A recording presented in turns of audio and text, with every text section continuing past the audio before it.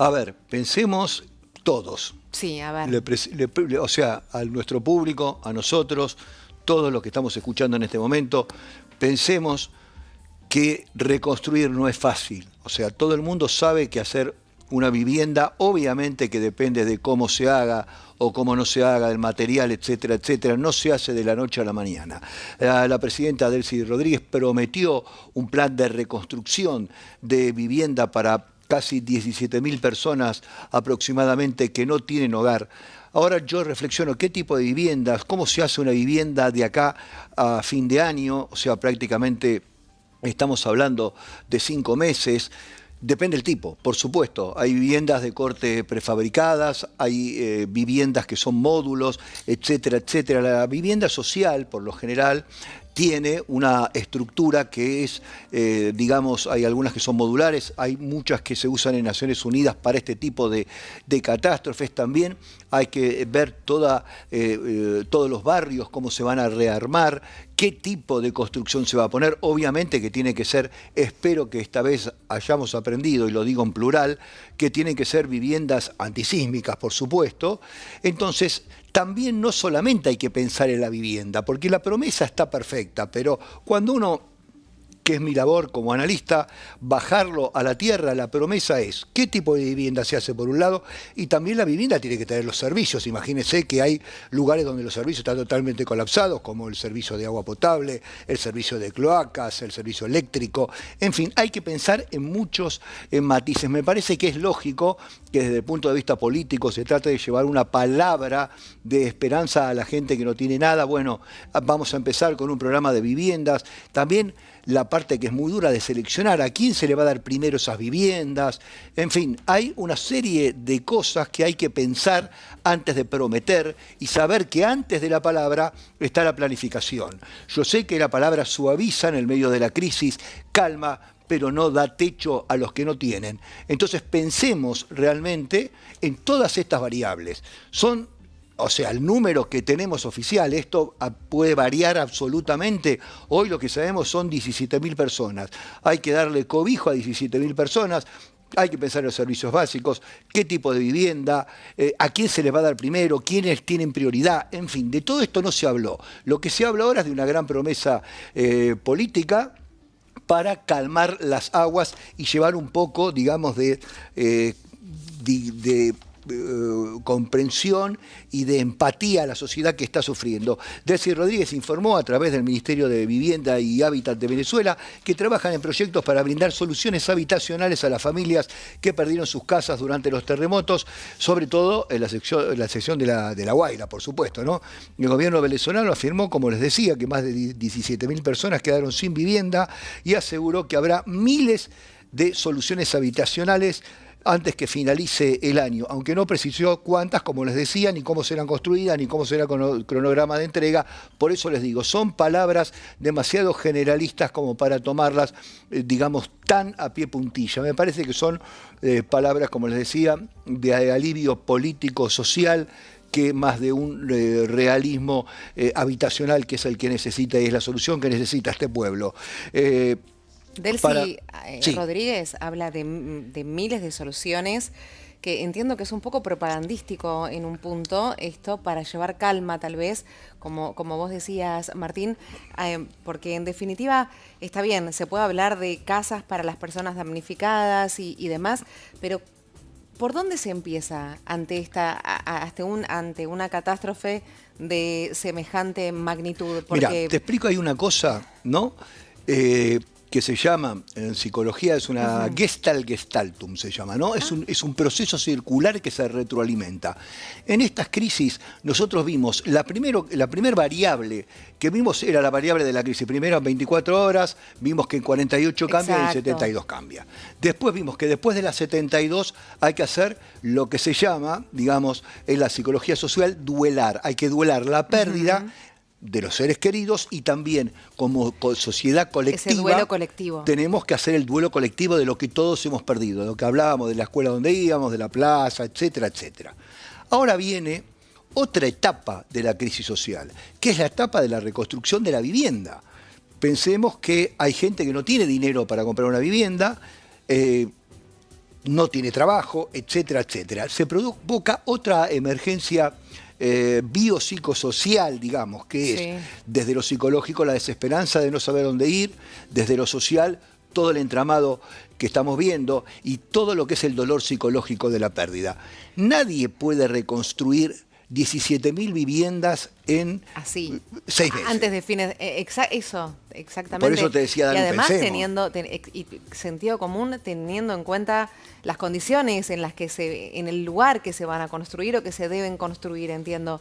Porque estamos hablando de que tienen que ser, creo que hay que aprender de todo esto y de todo lo sucedido y tiene que ser una construcción específica para ese lugar. Si no hacemos, o cambiar de lugar. Como te decía, si no aprendemos que hacemos viviendas antisísmicas, a ver, no es ir a, una cosa es, compro siempre fabricadas, me saco la foto, que estamos muy acostumbrados en los países, lo hemos sufrido también en carne propia. Por eso entiendo lo propagandístico del mensaje llegamos, también. Nos sacamos la foto con las prefabricadas y nos vamos. Ese es el plan 1. El plan serio es, se me llena la cabeza de cómo, por qué, cuándo, dónde, cómo van a ser. Por eso decíamos recién, son viviendas prefabricadas. ¿Alguien hizo un estudio geológico donde se van a poner? ¿Van a ponerse en el mismo lugar donde existe ese peligro o se van a mudar los barrios? ¿Qué pasa con los servicios? Que están colapsados. Está colapsado, o sea, llega el agua, hay cloacas, hay electricidad. ¿Qué es lo que pasa con todo eso? Por eso digo que decir muy fácilmente o políticamente... Limpieza, o sea, hay que sacar todos los escombros. ¿Dónde ponemos los escombros? Exacto. O sea, pensemos en cosas... Es sentido común, ¿eh? Antes de ir a construir. ¿Dónde ponemos toda la piedra que está? Tenemos todo demolido. Eso, o sea, hay que ponerlo en un lugar. Todo lo que hay que hacer un diseño urbanístico nuevo.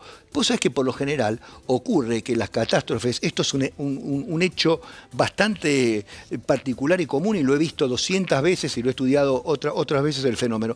Por ejemplo, cuando hay una inundación se le dice a la gente, este lugar se va a inundar, y la gente va ahí y se inunda todo, y después se va al agua y vuelve al lugar. Es como que uno tiene la tendencia de volver a su propia tierra. Ese arraigo. Exacto. Entonces hay que ver si ese riesgo no es peligroso. Por eso digo, esto depende de lo que es todo un movimiento político, técnico, un desarrollo realmente importante antes de tomar este tipo de decisiones. Me parece que obviamente ella dice lo que todo el mundo quiere escuchar, el decir, van a tener una vivienda. Y en un momento de crisis, les aseguro, y vamos a tirarle una buena, digamos, una buena intención. Corramos la política. Yo creo que estas son más palabras de alivio a un pueblo destruido que una realidad posible que se puede hacer en 6 meses.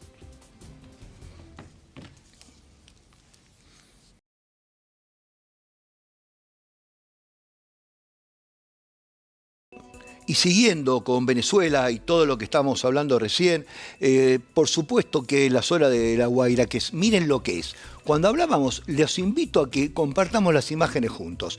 Sentémonos frente al televisor y miremos lo que es eso. Primero hay que hacer una limpieza. ¿Dónde colocamos todo eso? Después hay que hacer un estudio geológico de dónde son las zonas seguras para rearmado de estos barrios. Yo supongo que va a ser bajo la modalidad, como se hace después de estas catástrofes, bajo la modalidad de un barrio social, porque habrá gente que no tiene dinero y tampoco se puede hacer una desproporción, no se puede hacer una casa, una mansión y al lado una casita de 2 ambientes. Entonces, supongo que estos van a ser un programa de viviendas sociales donde por lo general en los barrios sociales está todo bastante uniforme para poder... a ver, no existe la igualdad en estos casos, por supuesto.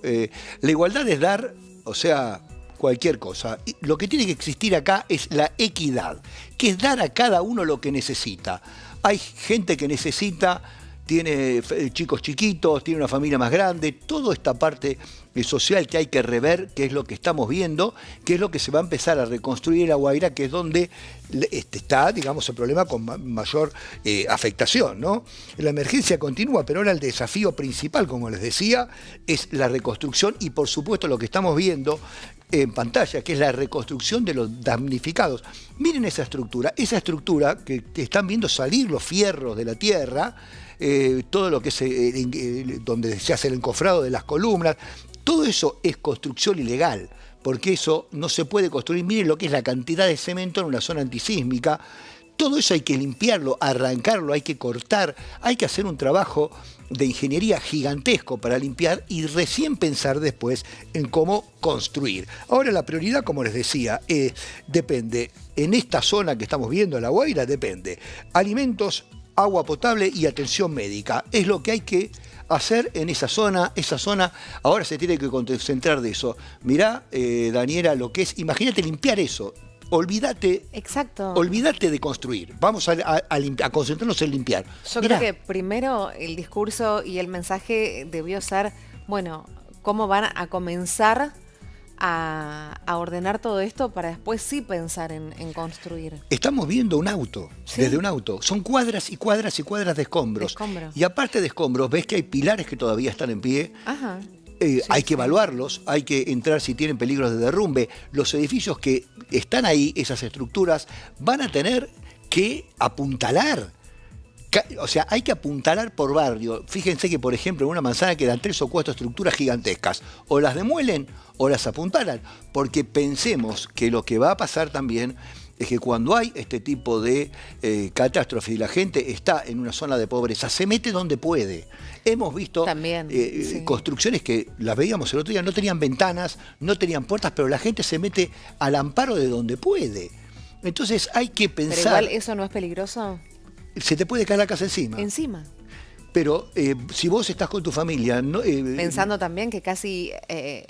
hubo más de casi 600 réplicas. Por supuesto, y no sabemos en la condición que está lo que está parado. Pero vos tenés que entender que si vos tenés una familia y hay cualquier inclemencia climatológica, llueve o lo que fuere, tenés que ir a algún lado. ¿Y a dónde vas a parar? A donde podés, a ese agujero. Entonces, por eso la gente... Cuando está desesperada, te pones al amparo de cualquier cosa. Esto es absolutamente y netamente, créame, y se lo digo al señor y a la señora que está en la casa, es netamente humano. Pensemos en las épocas prehistóricas de la gente donde iba a una caverna, a un agujero, a un lugar donde estés amparado. O sea, cualquier persona... el refugio a pesar del peligro que puede llevar ese refugio. Absoluto. Fíjense que si usted ve una persona de la calle donde está, aunque sea en un cartón, porque el hombre necesita sentirse amparo de lo que es la naturaleza, por eso se van a meter en cualquier lado. Hay todo un plan social que hay que hacer. Esto es fundamental por ahora. Y para cerrarles esto, lo que se va a hacer en La Guaira, antes de comenzar con la reconstrucción, hay que dar agua potable, medicación, parar las posibles pandemias o enfermedades que realmente empiecen a preocupar. La situación sanitaria. La situación sanitaria. Pero urgente a tratar. Es fundamental, aparte hay niños, un montón de cosas. Entonces pensemos que lo primero es la salud de la población. Agua potable, medicamentos, higiene, y después vemos dónde, cuándo y cómo construimos lo que haga falta para que Venezuela salga adelante.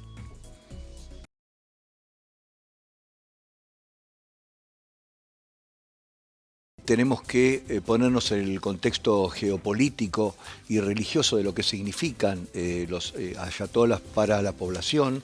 Estamos viendo una muestra de más o menos entre 15 y 20 millones de personas despiden a este líder que la verdad es impresionante. Miren lo que son las imágenes, no cabe un alfiler. Es impresionante lo que es el despliegue de ese pueblo. Por supuesto que hay pensamientos encontrados en distintas partes de la población, pero indudablemente entre 15 y 20 millones de personas es realmente un acto movilizador para cualquier sociedad. Millones de personas participaron en Teherán, como estamos viendo, del funeral del ex líder supremo que falleció a inicios de la guerra de Medio Oriente. El gobierno convino que las ceremonias es una demostración de fe nacional y lo que hacen acá es otra vez, volvemos a cargar las tintas, dice, y esto es una demostración tanto para Estados Unidos como para Israel.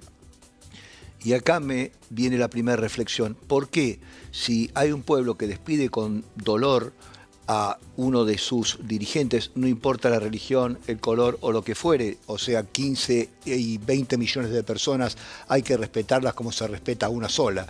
Entonces ya decir que esto es una demostración para Israel y Estados Unidos me parece que no condice con el dolor de la gente que está despidiendo, para los que los creyeron, un líder religioso y un líder político. Hay que ser respetuoso. Miren lo que es eso, hasta gente arriba de los techos. Me parece que esto es una demostración del dolor de un pueblo o de 15 o 20 millones de personas que no sé si tiene mucho que ver con plantearlo, si a Estados Unidos o a Israel le importa o no. Por eso cuando se entremezcla el dolor de gran parte de una población con la política, me parece que todo pierde legitimidad. Lo único que no pierde legitimidad es el dolor y el reclamo del pueblo, que lo estamos viendo, cómo lloran a sus muertos. Khamenei murió el 28 de febrero durante el primer ataque conjunto de Estados Unidos e Israel contra Irán. La ceremonia estuvo acompañada por fuertes medidas de seguridad, consignas contra Washington y Tel Aviv, y por eso digo, también se entremezcla, como decía, también dentro de la manifestación de los dolientes había consignas contra Tel Aviv y contra Washington, contra Trump, contra Netanyahu, o sea, se mezcla todo, el dolor de la gente que realmente pierde un referente y la guerra y los conflictos que siempre están a la orden del día. Por eso les decía, una procesión, miren qué impresionante, de 20 kilómetros, recorrerá la capital antes del traslado del féretro a otras ciudades y a otros santuarios religiosos. Tras su paso por Teherán, los restos de Khamenei serán trasladados luego a distintos santuarios chiitas en Irak, donde finalmente llegará a su descanso eterno, a una bóveda especialmente construida para él. El gobierno iraní busca utilizar la convocatoria masiva, como les decía, como una señal de cohesión en un contexto de alta tensión regional. Los funerales de un líder pueden ser un homenaje al pasado, pero también un mensaje político sobre el rumbo de lo que pretende un país hacia un futuro.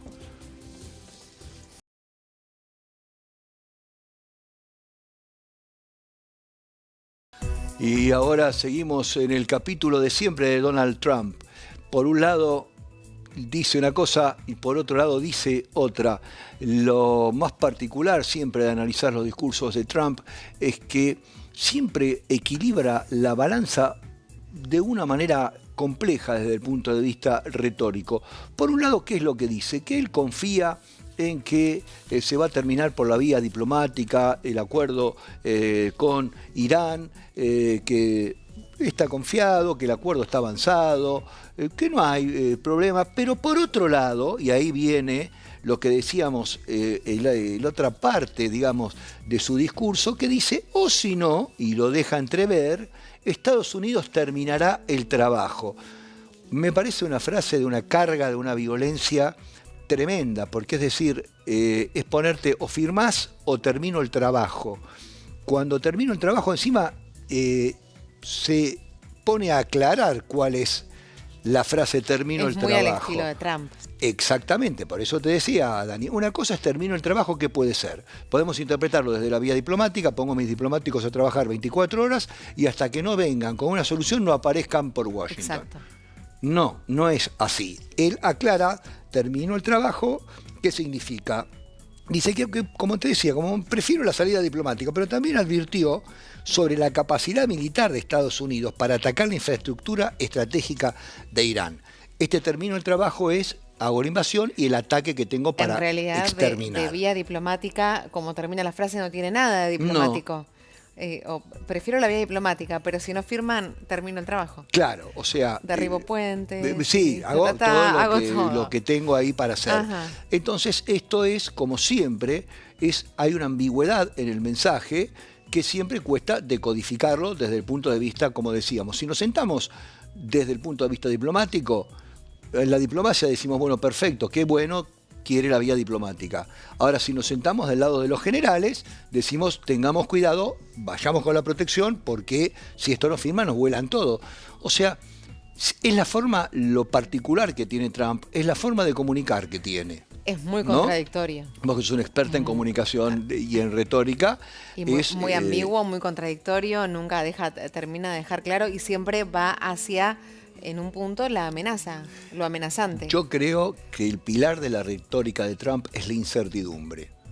dejar a todos ahí. Es que nunca Sí, sabes qué va a pasar. exacto. Entonces la incertidumbre genera una gran angustia del lado del que está esperando una respuesta y es una gran herramienta de cohesión del discurso para poder negociar después políticamente. Es su estilo. Muy. O sea, es su estilo. Es como decirte, bueno, como te digo una cosa, te digo, puede Exacto. pasar como no pasar. Y sí. Ajá. Entonces, ¿vamos por la vía diplomática? Perfecto. Yo confío. Pero también, si vos decís que no, tengo una segunda herramienta. Este posicionamiento es el que a veces entorpece las negociaciones, porque acá la paz pende de un hilo. Estamos en un tratado en el medio de... Llevamos meses sentados tratando de ver cómo podemos lograr la paz. Por un lado, se pretende la liberación del estrecho de Hormuz y que sea de libre tráfico para todos y que Irán no cobre dinero por pasar por ahí. Por otro lado, Irán se pone firme y quiere la libertad del Líbano. Y por otro lado, se juntan los mediadores palestinos para ver en Qatar a ver si se puede llegar a un arreglo. Hay Hasta ahí, mediadores, está Qatar, está Pakistán, está, todo. bueno, todo genial, todo bárbaro, pero nunca cambió su forma de comunicar Trump. Es siempre la misma. Es siempre esta ambivalencia, esta ambigüedad a la hora de comunicar y de decir, bueno, o firman o hacen lo que yo quiero. O sea, es hacer lo que él quiere. O hacen lo que yo quiero o tengo un plan Es estratégico. que pensás, y es por eso te digo, si uno lo estudia más profundamente, lo analiza más desde el Sí. punto de vista geopolítico, si vos sos un mediador, no formas parte de un lado o del otro, sos un mediador, estás en el medio, por supuesto, como la palabra lo dice, ante una de las partes que te está planteando un mensaje ambiguo, o sea, si uno lo toma como un silogismo, si se quiere, ¿no? O sea, Sí. no puede haber, tiene que haber una premisa universal, una premisa particular Tal cual. para poder desprenderse una realidad o una realidad tautológica, si se Ajá. quiere. Entonces, cuando vos no tenés esas construcciones, no podés sacar nunca una respuesta en positivo si sos un negociador. Porque yo no te estoy diciendo, bueno, mira, está bien, yo no voy a utilizar las... No, está diciendo una ambigüedad. Y la ambigüedad nunca trae una certeza, porque tiene dos partes. Y la certeza tiene una sola. Entonces esto es lo que complica discursivamente cuando hay una negociación geopolítica en la diplomacia. Vos me estás diciendo que querés la diplomacia, pero por otro lado o sea, yo entiendo que Trump negocia desde que nació porque viene de una familia de empresarios, etcétera, etcétera, y es su modelo de negocio. Lo que pasa es que acá el modelo de negocio es la confrontación de una guerra y países, y etcétera, etcétera. Entonces la cosa se pone con este tipo de comentarios con una tensión tremenda. Podemos derribar los puentes en horas, son todas Exacto. frases que provocan, ¿no? En la diplomacia las palabras también forman parte de la estrategia y muchas veces las advertencias buscan influir en la negociación antes que en el campo de batalla. Esto, para que lo entienda, es el juego que está proponiendo una parte de los negociadores, que en este caso es Estados Unidos. Hay que ver cómo responde la otra parte, que es Irán.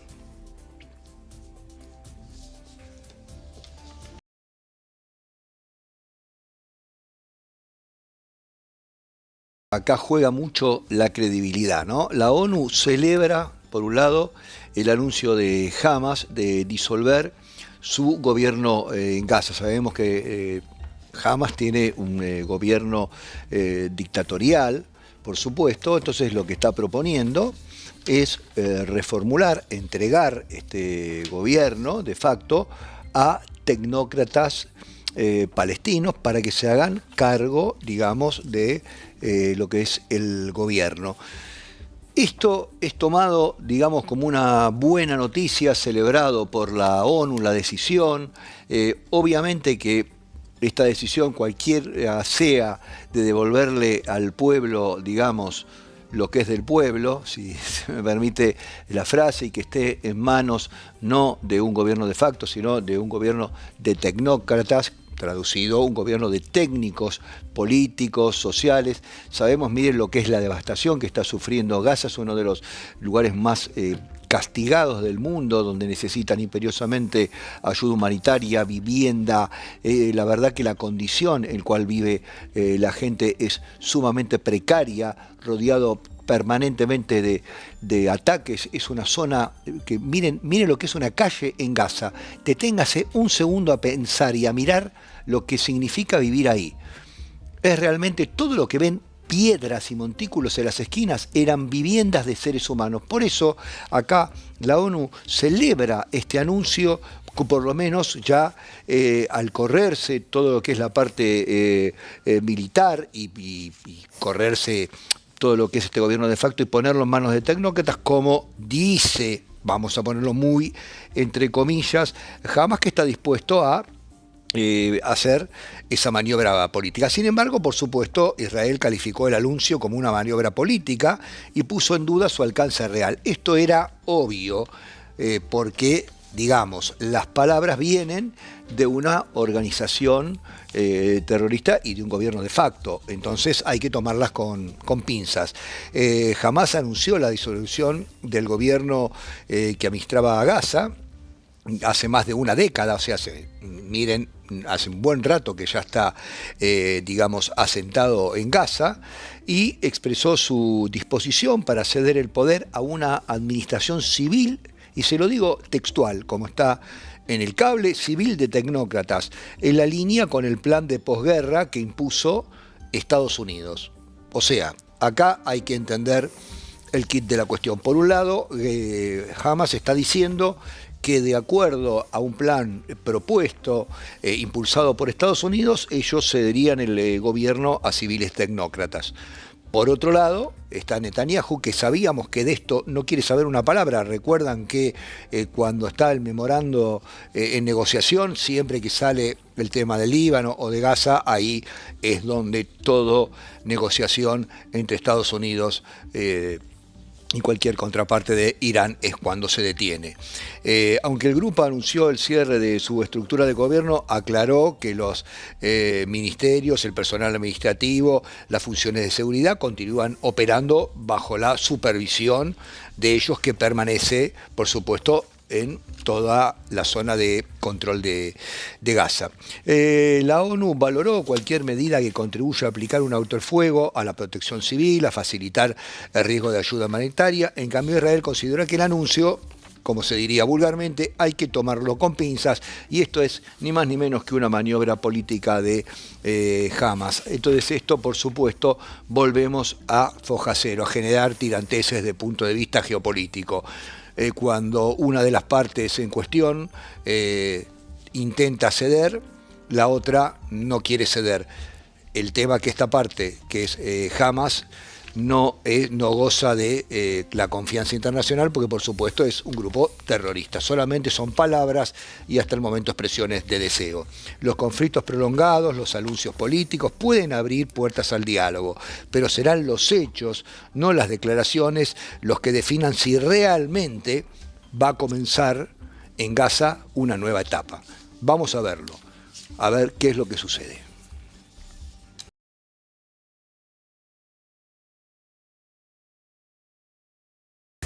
Y por supuesto, como les comentábamos recién, porque estas noticias indudablemente están emparentadas, es el turno de la opinión 100% de Netanyahu. Y recién veíamos la postura de la ONU, digamos, contenta porque hay un avance entre un grupo que tiene un gobierno de facto en entregar el gobierno a civiles, y por otro lado la postura de Netanyahu, que dice: no, esto no es así, yo no creo una palabra.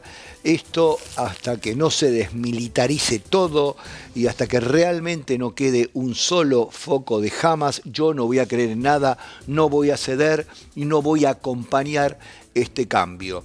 Netanyahu realmente la postura que tiene le desconfía. Dice: esto es una maniobra política, a mí no me vengan que ahora quieren cambiar del día a la noche el sistema de gobierno y que van a entregar las armas, porque en el mismo comunicado, y cabe recalcar que redacta Hamas, dice bien claro que algunos ministerios y algunas partes de las regiones seguirán bajo su administración. En la diplomacia es importante saber el significado, el valor, el uso y el orden de las palabras. Porque una cosa es decir, yo sigo bajo la administración y otra cosa es que sigo bajo mi poder, ¿se entiende? Son palabras más livianas, son palabras que se utilizan más en contextos democráticos y las otras se utilizan más en contextos militares y en contextos más dictatoriales. Lo que ha hecho Hamas, que seguramente debe haber o debe tener, no me cabe la menor duda, un experto en retórica, suavizar el mensaje y hacer de la estructura una lingüística más democrática como para que sea creíble el traspaso de un gobierno de facto a civiles militares. Bueno, conclusión que Netanyahu dice que no, que esto no va a ser así y bueno, él no confía, por supuesto. También descartó el primer ministro, Netanyahu, un programa de refugios humanitarios permanentes que según versiones periodísticas iban a construirse en la zona que está bajo control de Israel. Por supuesto, ahí están viendo la necesidad que hay de refugios humanitarios. Miren lo que es. Todo eso era un barrio con edificios. Miren, era eso. ¿Lo ven ahí? Edificios. Bueno, cuando vemos la contracara, que está todo derrumbado, es el mismo barrio hecho escombros. Esto quiero que tomen conciencia. Esta es la contracara. Más allá de la idea política, estamos viendo a seres humanos civiles sufriendo. Toda esta parte de la reconstrucción que estábamos hablando, que estaba planeada, por supuesto, recuerda la dificultad del ingreso de ayuda humanitaria, etcétera, etcétera. Netanyahu está poniendo una precaución, digamos.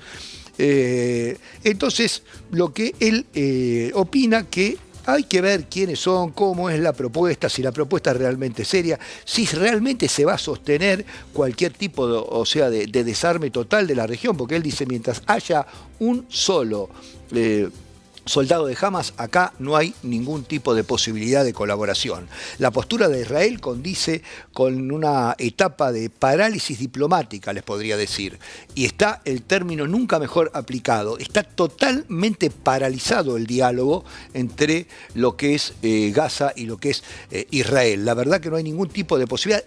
Sabemos que están bajo un alto el fuego y siguen atacándose todos los días como si nada y nadie respeta nada, ¿no?